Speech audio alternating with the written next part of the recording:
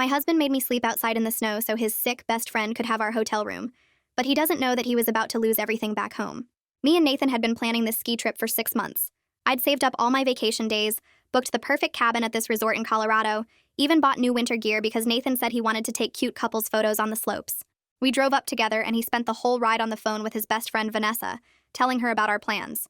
I thought it was weird, but whatever. They talked all the time about work stuff since she was in the same industry. We got to the resort and there was some mix-up with our reservation. They said they'd overbooked and only had a standard room instead of the cabin, but it was still nice and they'd give us a discount. Nathan seemed weirdly relieved about the downgrade. We checked in, went to dinner, everything was perfect. Then the next morning I woke up and Nathan was already dressed. He said Vanessa was here. I asked what he meant, and he said she'd decided to take a spontaneous trip, and what were the odds she'd pick the same resort. We went to breakfast and there she was in the lobby, acting all surprised to see us even though she'd already texted Nathan that morning. She started crying about how her ex had just gotten engaged and she needed to get away. Nathan immediately invited her to ski with us. I pulled him aside and reminded him this was our trip. He said I was being selfish and she was going through something. That night, a blizzard hit. The resort lost power in some buildings. Vanessa's building was one of them. She showed up at our door with her suitcase saying she couldn't stay in a room with no heat. Nathan said of course she could stay with us. We had one bed. I said she could take the couch. She started having a panic attack about her claustrophobia and how she couldn't sleep in the living area because it was too open, and reminded her of her childhood trauma. Nathan actually asked if I'd mind taking the couch so she could feel safe. I said absolutely not. That's when Vanessa started coughing. She said the stress was triggering her autoimmune condition and she needed to lie down. Nathan helped her to our bed. She claimed she couldn't breathe properly and needed space. Nathan looked at me and said maybe I should go to the lobby for a while. The lobby was closed because of the storm. He said then maybe the hallway. I asked if he was seriously kicking me out of our room. He said I was stressing Vanessa out and making her condition worse with my negative energy. She needed rest and warmth or she might have to go to the hospital. I said then take her to the hospital. He said I was being heartless. I grabbed my coat and left. The hallway was freezing. I tried the stairwell, but it was worse. I found an unlocked conference room and slept on the floor using my coat as a blanket. At 5 a.m., security found me and asked what I was doing. I explained and they said that was impossible because the resort had backup generators and no buildings lost power. I went back to the room. Nathan and Vanessa were in bed together, not even doing anything, just sleeping. But her head was on his chest and his arm was around her. I packed my stuff and left. Drove 8 hours home in a blizzard by myself. Nathan didn't even text to see if I made it. I was so exhausted and upset that when I got to my apartment, I passed out in the parking garage. The security guard found me and called an ambulance. They called my emergency contact, which was my dad. He met me at the hospital where they said I had hypothermia and exhaustion. When I told him what happened, he went completely silent. Then he asked for clarification. His son-in-law, who worked directly under him at the firm, had left his daughter to sleep in a hallway during a blizzard so another woman could sleep in their bed. I told him everything. The fake power outage, the mysterious illness, the stress excuse. My dad left the hospital and I didn't hear from him for 2 days. Nathan finally called asking where I was because he'd gotten back and I wasn't home. I told him the hospital. He said I was being dramatic. That's when he mentioned my dad called an emergency performance review for Monday. Monday came and Nathan was fired. Nathan tried calling me crying about how his career was ruined. I reminded him about my negative energy and hung up. He moved back in with his mom. Then Nathan texted me, saying that he's suing me for alimony. Requested Reds is on Spotify now. Check out link in the description or comments. I stare at the message on my phone and this weird laugh just comes out of me. Like my brain can't process the level of nerve it takes to send something like that. The nurse doing my discharge paperwork looks up and asks if everything's okay. I turn my phone around and show her the text. Her eyes get wide and she actually says, "Are you kidding me?" Which makes me feel a little better because at least I'm not crazy for thinking this is insane. She shakes her head and goes back to the paperwork, muttering something about unbelievable people. I sign the last form and she hands me the care instructions, telling me to follow up with my regular doctor in a week and to rest as much as possible. I thank her and grab my bag, still holding my phone with Nathan's text on the screen. The parking garage is freezing and I stand next to my car for a minute before I can make myself get in. My hands are shaking as I unlock the door, and I'm not sure if it's from the cold or from reading that text message 50 more times. I sit in the driver's seat and turn the heat on full blast. Then I call my dad. He answers on the second ring and asks how I'm feeling. I tell him I'm okay, but Nathan just texted me. There's this long silence on the other end, and then he asks what Nathan said. I read him the message about suing for alimony word for word. The silence gets even longer this time, and I can hear him breathing like he's trying really hard not to explode. Finally, he asks if Nathan actually believes any judge would give him money after what he did to me. I say I have no idea what Nathan believes anymore. Dad tells me not to respond to the text, not a single word, and says he's getting me a lawyer today. Not tomorrow, today. I start to say that's not necessary, but he cuts me off and says yes it is, and he's already thinking of who to call. I tell him okay, and we hang up. The drive home takes forever because I'm exhausted and keep having to pull over when my vision gets blurry. When I finally get to my apartment, I walk in, and Nathan's stuff is everywhere. His jacket on the coat rack, his shoes by the door, his stupid gaming setup taking up half the living room. I drop my bag and go straight to the closet to grab garbage bags. I start with his clothes, yanking everything off hangers and shoving it into bags without folding anything. Every single item makes me angrier. His ski jacket that he bought special for our trip and barely wore. His collection of craft beer in the fridge that he always said was too good to share. His electric toothbrush in the bathroom. His protein powder and supplements taking up counter space. I'm throwing things into bags so hard that one of them rips, and I have to start over with a new one. 3 hours later, there's a knock on my door and it's my dad holding 2 business cards. He comes in and looks at all the garbage bags piled in the hallway and asks if I'm okay. I say I'm fine. I just needed to get his stuff out of my sight. Dad hands me the cards and says both attorneys are excellent and either one would be happy to take my case. He vetted them through his legal contacts at the firm. I look at the cards and thank him. He glances at the bags again and asks if I want help finishing. I can tell by his face that he's trying really hard not to say anything about Nathan, like he's biting back a whole speech about how he never trusted him. I tell him I've got it under control. He nods and squeezes my shoulder, then says to call him after I meet with whichever attorney I choose. The next morning, I'm sitting in Jasmine Swift's office, and she's exactly what I need right now. No nonsense, direct, taking notes while I tell her the whole story from start to finish. When I get to the part about sleeping on the conference room floor, she stops writing and looks at me. Then she keeps writing. I show her Nathan's text about alimony, and she actually smiles a little, but not in a nice way. She tells me his claim is ridiculous, but we need to take it seriously and file for divorce immediately. She asks if I'm ready for that, and I say yes without even thinking about it. Jasmine pulls out a legal pad and starts explaining strategy. She says Nathan's abandonment during a medical emergency is huge, especially combined with how short our marriage was and his current employment situation. Or lack of employment situation, since my dad fired him. She says his alimony claim is extremely weak and we're going to countersue. Medical bills, vacation costs, emotional distress from his negligence, all of it. She asks if I kept any texts or emails from the ski trip, and I say yes, everything. She tells me that's perfect, because documentation is everything in cases like this. I spend the next 2 days at my kitchen table writing down every single detail I can remember about the ski trip. I start with the 6 months of planning, then the drive up with Nathan on the phone with Vanessa the whole time, the reservation mix-up that Nathan seemed relieved about, Vanessa showing up and acting surprised even though she'd texted Nathan that morning, the fake panic attack, the fake autoimmune condition, the fake power outage that the security guard said never happened. I write down timestamps from texts, the name of the security guard who found me, the names of the front desk staff, every lie Vanessa told, every time Nathan chose her over me, every moment of that night in the freezing conference room. Jasmine said documentation is everything, so I'm going to document every single thing I can remember. The hospital bills start arriving, and each one makes me feel sick. Even with insurance, I'm looking at thousands of dollars for the emergency room, the overnight stay, all the tests they ran. I call the insurance company to see if there's anything they can do, and they say this is after my deductible and copay. Nathan's insurance from my dad's firm was canceled the day he got fired, so there's no way to add him back on to help cover any of this. I'm stuck with the whole bill myself. I add up all the numbers and it comes to almost $8,000. For hypothermia and exhaustion that happened because my husband kicked me out of our hotel room in a blizzard. My phone rings and it's Nathan. I almost don't answer, but something makes me pick up. He's crying, actually crying, saying his mom is driving him crazy and he can't believe I'm doing this to him. Doing what? I ask. He says getting him fired, turning my dad against him, refusing to talk to him. I remind him that he literally left me to sleep in a hallway during a blizzard, so another woman could sleep in our bed. He says I'm exaggerating what happened, that Vanessa really was sick, and I was being unreasonable. I ask him about the power outage that never happened, and he goes quiet. Then he says the resort must be lying to cover themselves. I hang up. Jasmine calls me later that day and says the divorce papers are ready to file. She's citing abandonment and reckless endangerment, and we're including a detailed account of the ski trip incident with my medical records attached. She says the medical evidence of hypothermia makes Nathan's actions impossible to dismiss as just a simple argument or misunderstanding. This isn't about hurt feelings. This is about documented physical harm that required emergency medical treatment. She asks if I'm ready to proceed, and I tell her yes. She says she'll file everything tomorrow morning and Nathan will be served within a few days. I thank her and hang up. Then I look around my apartment at all the garbage bags full of Nathan's stuff, and I feel lighter than I have since the hospital. The next morning, my dad texts asking if I want to grab lunch, which is unusual because he usually just calls. I meet him at this Italian place near his office, and he's already sitting in a booth when I arrive, looking uncomfortable in a way I've never seen before. We order and make small talk about work and the weather, but I can tell something's bothering him by how he keeps adjusting his napkin and not making eye contact. Finally, he puts down his fork and says he needs to tell me something. He says he feels guilty about the whole situation with Nathan because he's the one who hired him in the first place. I start to interrupt, but he holds up his hand and continues. He reminds me that he introduced us at that company holiday party 5 years ago, that he encouraged Nathan to ask me out because he seemed like a smart, ambitious guy who would treat me right.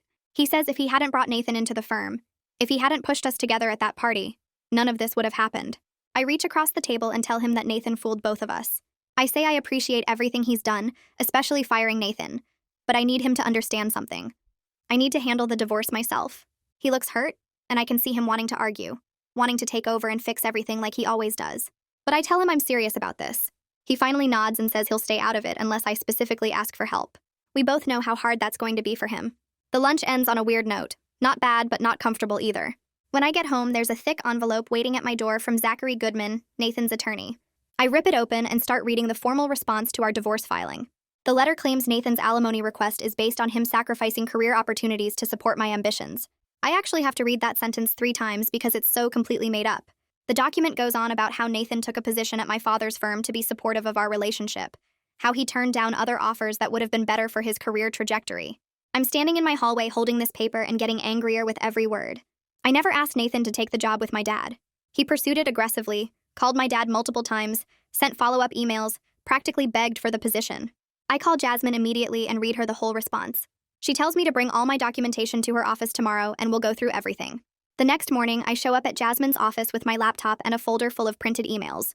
We spend 2 hours going through Nathan's entire career timeline. I pull up the emails he sent to his friends when he first got the job offer from my dad. In one message, he literally wrote about how excited he was to land a position at his future father-in-law's firm. In another, he bragged about the salary being $15,000 more than the other places he interviewed. Jasmine highlights that one and adds it to her evidence folder. We find more emails where Nathan talked about the benefits package, the corner office he was promised, the fast track to partner he expected because of the family connection. There's nothing about supporting my ambitions or sacrificing anything. Every single piece of evidence shows Nathan took the job because it paid more and gave him status. Jasmine makes copies of everything and tells me this completely destroys their narrative. A few days later, I'm working from home when my phone rings with a number I don't recognize. I almost don't answer, but something makes me pick up. It's Nicolette, the hospital social worker who helped with my discharge paperwork. She's calling to check on my recovery and asks if I have support at home. I tell her I'm managing, which is sort of true. She asks some more questions about my daily routine and whether I'm isolating myself. I realize as I'm answering that I haven't seen anyone except my dad and Jasmine in weeks. I've been ordering groceries online, working from home, avoiding everyone. Nicolette suggests a support group for people recovering from partner betrayal. I actually laugh and ask if that's really a thing. She gives me the details for a group that meets Thursday nights at a community center downtown. I tell her I'll think about it, but I'm already planning not to go. Thursday comes and I'm sitting on my couch staring at the address Nicolette gave me. Something makes me get up and drive over there. The meeting is in a basement room with folding chairs arranged in a circle. There are maybe 10 people there, all different ages. A woman running the group asks if I want to share and I say no, I'm just here to listen.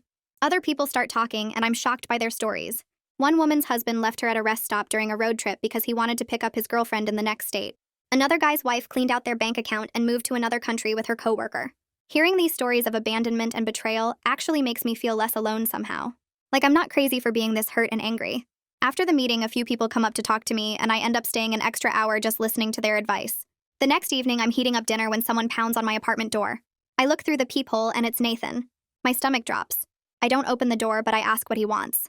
He starts talking through the door about how we need to discuss things like adults. I tell him to go through his attorney.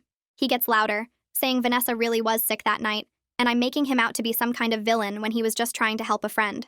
I ask him about the power outage that never happened. He goes quiet for a second, then starts yelling about how the resort confirmed no buildings lost power. He claims they're lying to protect themselves from liability. The excuse is so ridiculous that I actually laugh. That makes him angrier and he starts crying, actually sobbing through my door. He's saying he lost everything because of me. His job, his wife, his whole future. I tell him through the door that he made his choices and I'm done feeling sorry for him. He keeps crying and begging me to just talk to him face to face. I text Jasmine while he's still out there and she calls me immediately. She can hear Nathan yelling in the background. She tells me not to open the door and says she's sending a formal demand to his attorney right now.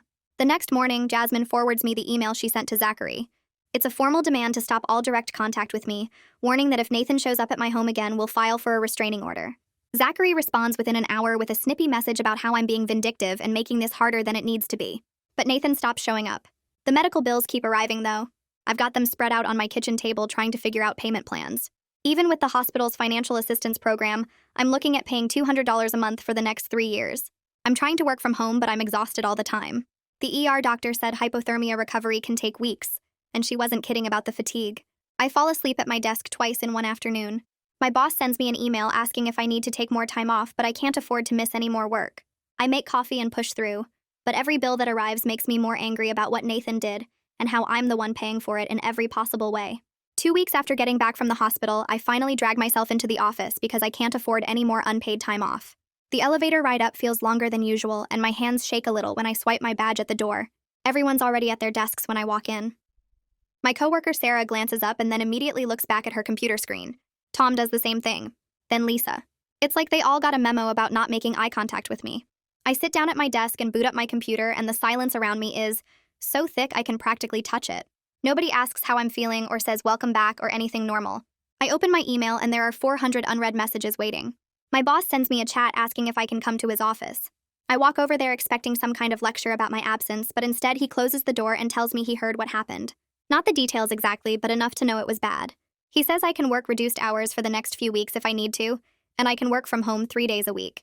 I actually feel my eyes water because I wasn't expecting any kind of understanding. He says just let him know what I need and we'll make it work. I thank him and go back to my desk and spend the rest of the day trying to focus on spreadsheets while my coworkers continue pretending I don't exist. That evening, I'm microwaving leftovers when my phone buzzes with a message request on LinkedIn. It's from Damon Esposito, who worked with Nathan at my dad's firm. I haven't talked to Damon in probably a year, even though we used to chat at company events. His message says he needs to talk to me about Nathan and Vanessa, and that he has information I should know. My appetite disappears completely. I stare at the message for probably 5 minutes, trying to decide if I want to know whatever he's going to tell me. Part of me thinks I already know enough, and learning more will just make it hurt worse. But another part of me needs to understand what actually happened. I message him back asking when he wants to meet. We agree on a coffee shop near my apartment the next afternoon. I get there first and order a black coffee I don't really want, and sit at a corner table. Damon shows up 10 minutes later looking uncomfortable. He gets his own coffee and sits down across from me and immediately starts apologizing for not reaching out sooner. Then he just says it straight out. Nathan and Vanessa were definitely having an emotional affair for months before the ski trip. He saw them having lunch together almost every day. They'd stay late at the office when everyone else left. The way they looked at each other was obvious to everyone. Damon says he watched it develop over the fall, and by December it was clear something was going on, even if they weren't sleeping together yet. He describes seeing them in the conference room one afternoon, standing really close and talking in low voices. How Nathan would light up whenever Vanessa walked into a room. How she'd touch his arm when she talked to him. All these little things that individually might not mean anything but together painted a clear picture. I sit there listening and I feel sick because I remember Nathan coming home from work during those months. He was happy, excited about his job. I thought it was because he was doing well at the firm, but really it was because he was spending his days with her. Damon keeps talking and says he almost told my dad several times. He'd see Nathan and Vanessa together and think about going to my dad's office. But he didn't want to get involved in personal drama, and he wasn't completely sure what was happening. Now he feels terrible for not speaking up sooner. He says if he'd said something, maybe the ski trip never would have happened. I tell him it's not his fault and he shouldn't feel guilty about Nathan's choices. Then he offers to provide a written statement for my divorce case about everything he witnessed at work. He says he'll document the lunches and the late nights, and the way they acted around each other. He'll testify if needed. I thank him and we sit there for another 20 minutes while he tells me more details. How the office gossip was that Nathan had a crush on Vanessa. How some people thought it was mutual. How nobody wanted to say anything because of my dad. When I finally leave the coffee shop, I sit in my car for a while trying to process everything. The next morning, I call Jasmine and tell her about Damon. She gets excited immediately. She says this is exactly what we need because it establishes a pattern of inappropriate relationship that started way before the ski trip. It proves the trip wasn't some innocent coincidence where Vanessa just happened to show up. It shows planning and intent. She asks if Damon will really provide a statement, and I tell her yes. She says she'll draft something for him to review and sign. Then she tells me she's going to subpoena Nathan's phone records and credit card statements. I ask if she can do that, and she says it's standard procedure in divorce cases involving claims of infidelity. She explains that if Nathan and Vanessa were coordinating the ski trip ahead of time, there will be evidence in his phone and financial records. Text messages, phone calls, maybe even receipts from planning meetings. She sounds almost gleeful about it.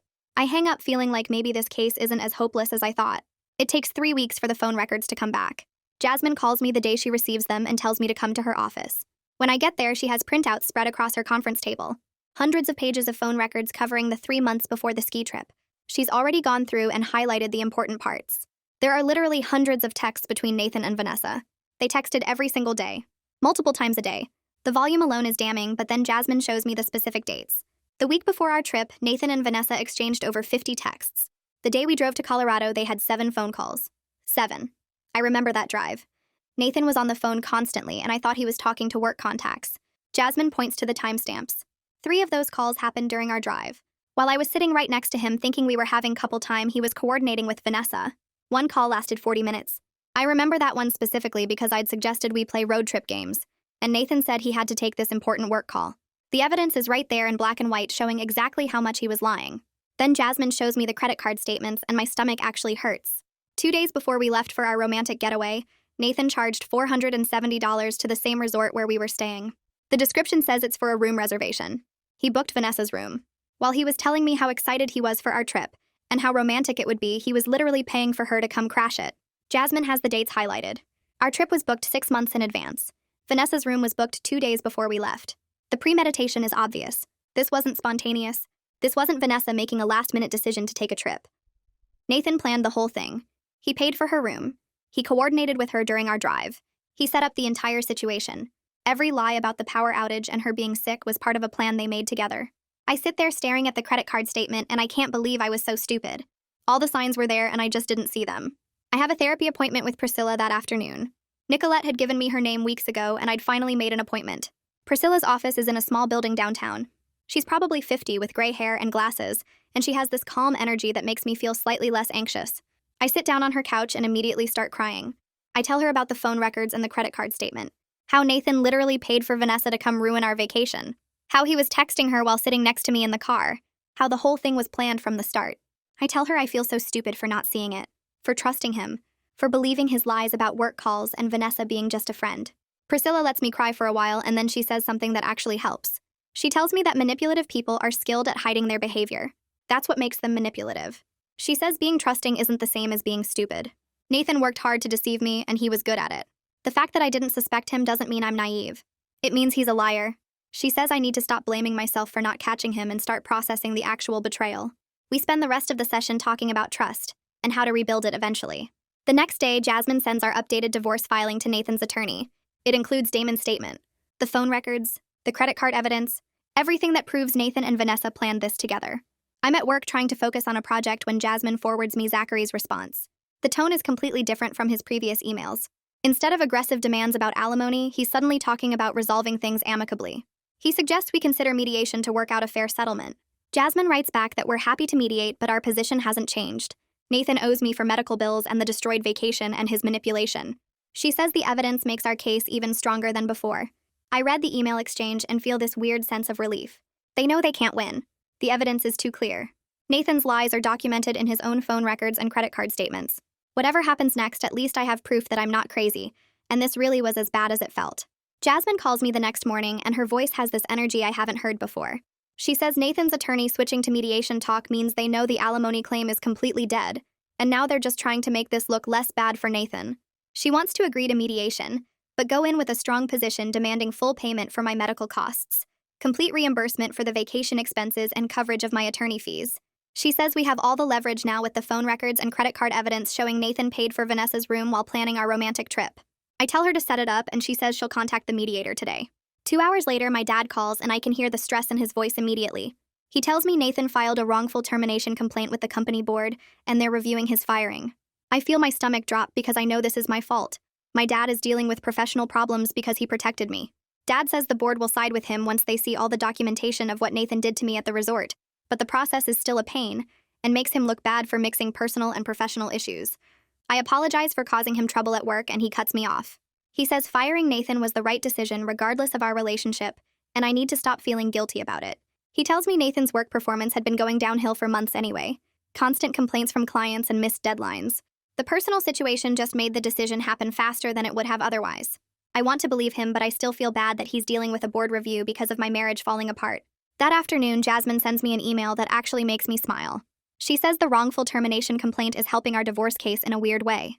Nathan's attorney has to argue he was a good employee who got fired unfairly, which completely contradicts their earlier claim that Nathan sacrificed his career opportunities to support my ambitions. She writes that Nathan's legal strategy is backfiring so badly, she almost feels sorry for Zachary for having to work with such a mess of a case.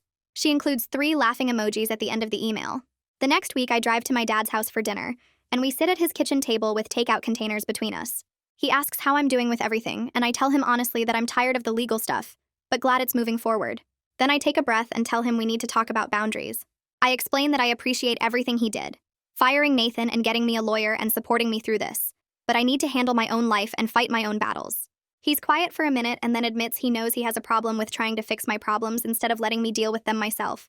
He says it's hard for him to watch me struggle and not step in to make it better. I tell him I get it, but I'm an adult and I need to learn to handle hard things on my own even when it sucks. We agree he'll check in and offer support but won't take action unless I specifically ask him to. It feels like the most honest conversation we've had in years. Then Dad tells me something that explains so much about Nathan's behavior before the ski trip. He says Nathan had been asking for raises and promotions constantly at the firm. Like every few months he'd schedule a meeting to talk about advancing. Dad had told him multiple times that he needed to earn his position through performance and results, not just expect special treatment for being the boss's son-in-law. Nathan apparently got really mad about that, and complained to other employees that he shouldn't have to prove himself like everyone else. Dad says Nathan seemed to resent having to work his way up instead of getting handed opportunities. Suddenly, Nathan's attitude in those months before our vacation makes sense. The irritability and the constant phone calls with Vanessa complaining about work. He felt entitled to more than he was getting and blamed my dad for not giving it to him. The mediation is scheduled for the following Thursday at Harold Castillo's office downtown. I meet Jasmine in the lobby and we take the elevator up together.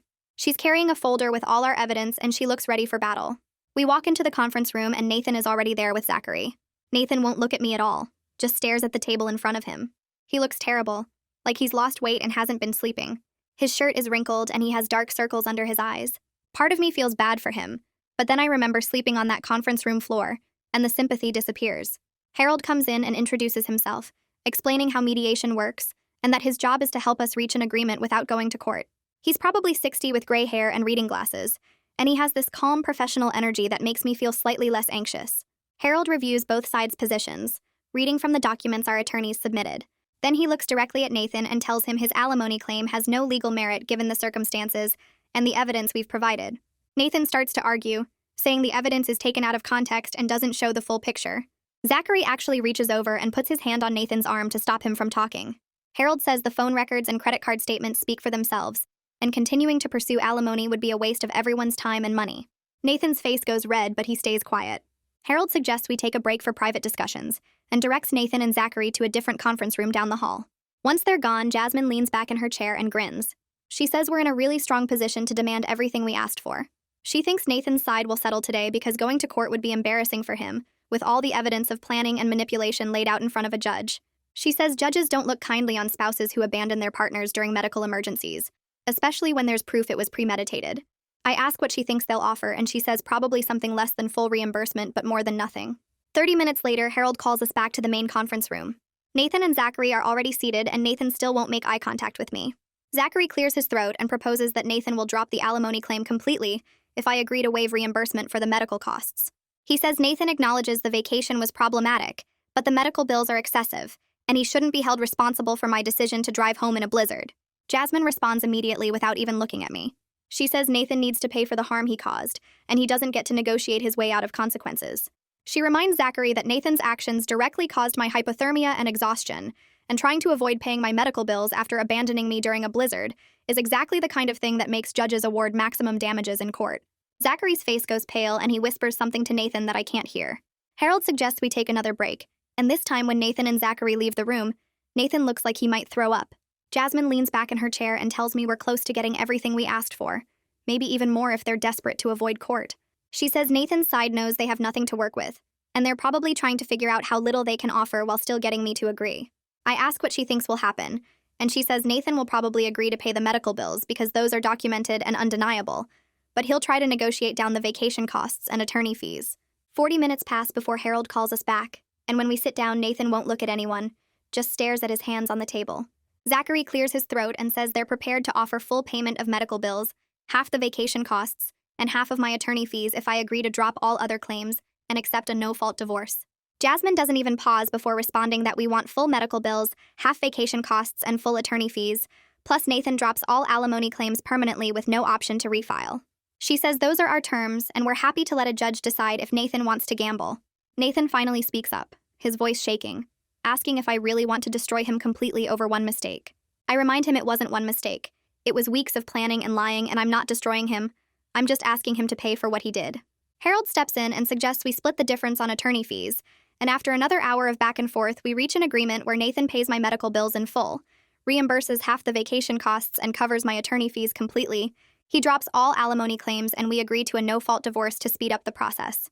Harold prints out the settlement agreement, and Nathan has to sign it right there, and I watch his hand shake so badly he can barely write his name.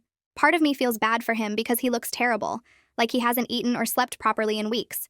But then I remember waking up on that conference room floor, and the sympathy disappears completely.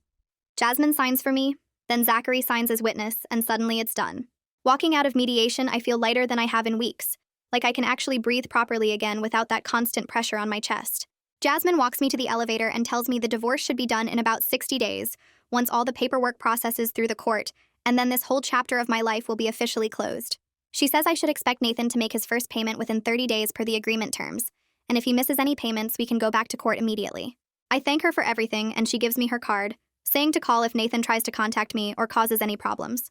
3 days later, my dad texts me a screenshot of an official company document. The board ruled in his favor on Nathan's wrongful termination complaint, finding that Nathan's performance problems and professional behavior issues made the firing completely valid. Dad's text just says it's over, but I can tell from how quickly he sent the screenshot that he's relieved this part is behind him. I text back asking if he's okay, and he calls me instead, saying he never doubted the board would side with him, but it still feels good to have it officially settled. He mentions that Nathan's complaint tried to claim he was fired for personal reasons, but the board found multiple documented instances of poor performance and missed deadlines that had nothing to do with me. The next morning, I'm eating breakfast when my phone buzzes with a Facebook message notification. It's from Vanessa saying she hopes I know she never meant to hurt me, and what happened at the resort was all a big misunderstanding. She writes that she was really sick that night and didn't realize Nathan was making me leave the room, and if she'd known, she would have insisted I stay. I screenshot the entire message and send it to Jasmine before blocking Vanessa completely without responding, because I have absolutely nothing to say to her. Jasmine texts back within minutes saying to save all communication attempts from either Nathan or Vanessa, in case we need them later, and that Vanessa's message is basically an admission that she knew exactly what was happening. My therapy appointment with Priscilla is that Thursday, and we spend the whole session talking about trust issues and how I'm supposed to move forward from this. She's completely honest with me, saying that rebuilding my ability to trust people will take a long time and won't happen on any specific schedule I can plan for. She explains that the goal isn't to go back to being the person I was before Nathan, but to become someone stronger who knows how to trust wisely instead of blindly. I ask her how I'm supposed to know the difference, and she says it comes from paying attention to patterns of behavior over time, not just believing what people tell me they'll do. She gives me homework to write down green flags and red flags I notice in all my relationships, not just romantic ones, so I can start recognizing healthy versus unhealthy patterns. 2 weeks after mediation, I'm checking my bank account and see a large deposit from Nathan. It's his first payment toward the medical bills, and seeing that money actually show up feels more real than I expected. It's not really about the money itself, although that definitely helps with my finances, but more about him being forced to face what he did and take responsibility for the harm he caused. I text Jasmine to confirm the payment came through, and she says that's a good sign he's following the agreement, but we'll keep monitoring to make sure he doesn't miss any future payments. That same week, I run into Damon at a coffee shop near my office. We chat for a few minutes, and he mentions, almost casually, that Nathan and Vanessa are actually dating now. I tell him that shouldn't surprise me, but somehow it still does, and he laughs and says, the office gossip is that Vanessa is already treating Nathan exactly like she treated her ex. Damon says Nathan looks miserable every time anyone sees them together, but he's too proud to admit the relationship isn't what he thought it would be. He tells me Vanessa has Nathan running errands for her constantly, and complaining about everything he does, and apparently she's already talking about how he needs to find a better job to support her properly.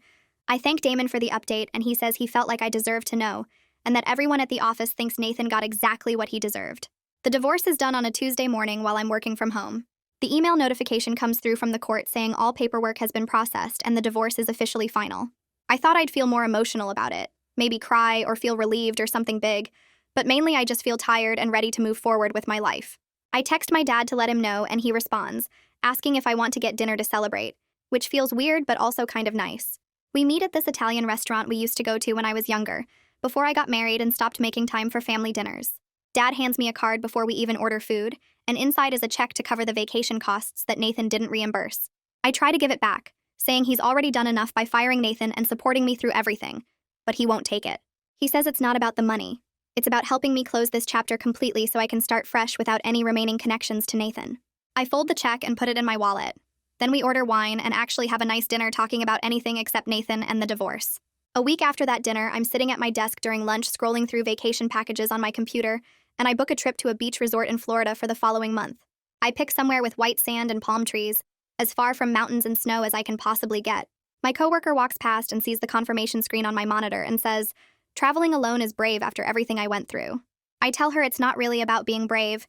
It's more about proving to myself that I can do things on my own terms now, without Nathan's opinions or Vanessa's manufactured emergencies ruining everything. 3 days later, I'm checking my bank account before work and see a deposit from Nathan for the final amount he owes me. I sit there staring at the number for a solid minute because it means I'm completely done with any financial connection to him. I text Jasmine to confirm the payment cleared, and she responds that this closes out the settlement agreement completely. That afternoon, I pull all of Nathan's remaining stuff out of my closet where I'd shoved it in garbage bags months ago. I load everything into my car and drive to the donation center, and watching the worker carry those bags into the building feels better than I expected. Back at my apartment, I walk through each room and there's nothing left that belongs to him or reminds me of him. My Thursday therapy session with Priscilla focuses on what I've learned from this whole mess. She asks me to think about the early warning signs I missed with Nathan, and I realize there were so many red flags I ignored because I wanted the relationship to work. He was always on his phone texting Vanessa even during our dates. He made plans with her without asking me first. He got defensive whenever I questioned their friendship. Priscilla writes notes while I talk, and then she tells me that recognizing these patterns now is important for any future relationships, whenever I'm ready to think about dating again. She says the goal isn't to become suspicious of everyone, but to trust my instincts when something feels off instead of talking myself out of my concerns. The next Tuesday, I go back to the support group for the first time in a few weeks.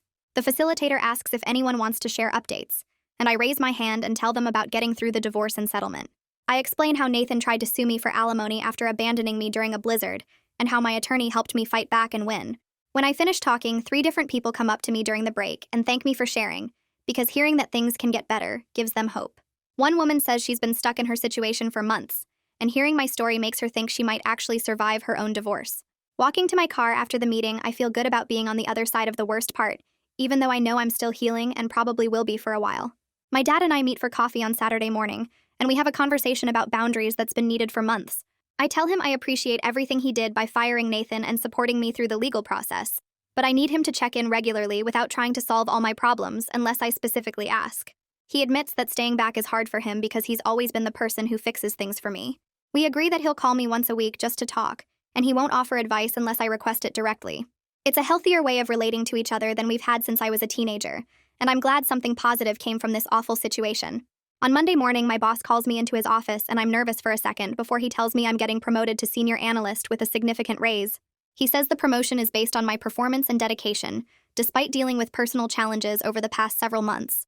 The extra money will help a lot with rebuilding my savings after all the medical bills and legal fees. I thank him and leave his office feeling like things are finally starting to come together in a way they haven't in almost a year. The beach trip happens 3 weeks later, and I spend 7 days reading books on the sand, walking along the water and not thinking about Nathan or Vanessa or any of the drama that consumed my life. It's the first time since the ski trip that I feel genuinely relaxed. My shoulders aren't tense, and I'm sleeping through the night without waking up angry. On the last day, I'm sitting on my balcony watching the sunset, and I realize I'm starting to feel like myself again. Not the version of me that was married to Nathan, but the person I was before I met him. When I get home, I reach out to an old friend I lost touch with during my marriage. We meet for coffee and catch up on the past few years. She admits halfway through our conversation that she never liked Nathan, but didn't know how to tell me without causing problems between us. She says he always seemed controlling about my time, and would get annoyed when I made plans with friends instead of him. We talk about how isolating relationships can be when your partner slowly discourages other friendships, without you even noticing it's happening. I tell her I'm committed to rebuilding my social connections, and not letting anyone make me feel guilty for having a life outside a relationship again. 6 months after the hospital, I have a follow-up appointment with the doctor who treated my hypothermia. She checks my vitals and reviews my chart, and tells me I've fully recovered with no lasting physical effects from that night. She asks about my mental health, and I'm honest with her that I'm working on it in therapy and making real progress, even though some days are harder than others. She seems satisfied with my answer and tells me I don't need any more follow-up appointments unless new symptoms develop. I'm walking to my car after the appointment when I decide to stop at the coffee shop across the street. I'm waiting in line when I see Nathan sitting at a corner table. He looks up and we make eye contact, and there's this awkward moment where neither of us knows what to do. He stands up and walks over and apologizes for everything that happened. His voice is quiet, and he won't quite look me in the eye. I can tell he's unhappy just from his body language and the way he's lost weight and looks tired.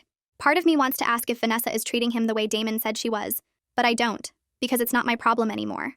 I tell him I appreciate the apology, and then I order my coffee and leave. I don't wish him harm, but I also don't feel any need to absolve him or make him feel better about the choices he made. A few weeks later, my dad texts asking if I want to go hiking on Saturday morning, something we used to do all the time before I got married, but completely stopped doing once Nathan came into the picture. I meet him at the trailhead and we start up the path we always used to take, the one that winds through the trees and opens up to this view of the valley. We walk in comfortable silence for the first mile, just enjoying being outside together again. When we stop at the overlook, he tells me he's proud of how I handled everything with Nathan and the divorce, that watching me stand up for myself and rebuild my life has been incredible to see. I tell him I couldn't have done any of it without his support, even during the times when I was pushing him away or getting mad at him for being overprotective. He admits that learning to step back and let me handle things was hard for him, because he's always been the person who fixes problems for me. We agree on a system where he calls once a week just to check in, and he won't offer advice unless I ask for it directly. It's a healthier way of relating to each other than we've had since I was a teenager, and I'm genuinely glad something positive came out of this whole mess. The next week, I have my regular session with Priscilla, and we spend most of it talking about what healthy relationships actually look like, and how to spot manipulation tactics early before they become patterns. She walks me through red flags I missed with Nathan, like how he slowly isolated me from friends and made me feel guilty for spending time away from him. We discuss boundary setting and how to recognize when someone is testing those boundaries versus respecting them. By the end of the session, I feel more prepared for dating again someday than I did months ago. I'm not ready to actually date yet, and that's fine, but I'm also not scared that I'll never trust anyone again, or that I'm broken forever. That evening, I get a message through the support group app from one of the women who's been attending meetings. She tells me that hearing my story about leaving Nathan and fighting back legally gave her the courage to leave her own toxic relationship last week. She's staying with her sister now and working with a lawyer, and she wanted to thank me for sharing my experience so openly. Reading her message reminds me that talking about what we go through can actually help other people find their own strength to make changes. It makes everything I went through feel slightly more meaningful, like maybe some good can come from even the worst situations. A full year after that ski trip, I'm sitting in my apartment on a Saturday morning drinking coffee, and I realize how completely different my life is now. I'm single and honestly happy about it. Financially stable after paying off all the medical and legal bills, way closer to my dad than I've been in years, and genuinely content with where I am. I still have moments where I get angry thinking about what Nathan did and how he tried to manipulate the whole situation, but those moments are getting fewer and farther between as time passes. I'm building a future that's completely my own now, making decisions based on what I actually want instead of trying to keep someone else happy. The apartment is decorated the way I like it. I'm planning trips I want to take, and I'm spending time with people who actually care about me. It's not the life I thought I'd have a year ago, but it's so much better than the one I was living back then.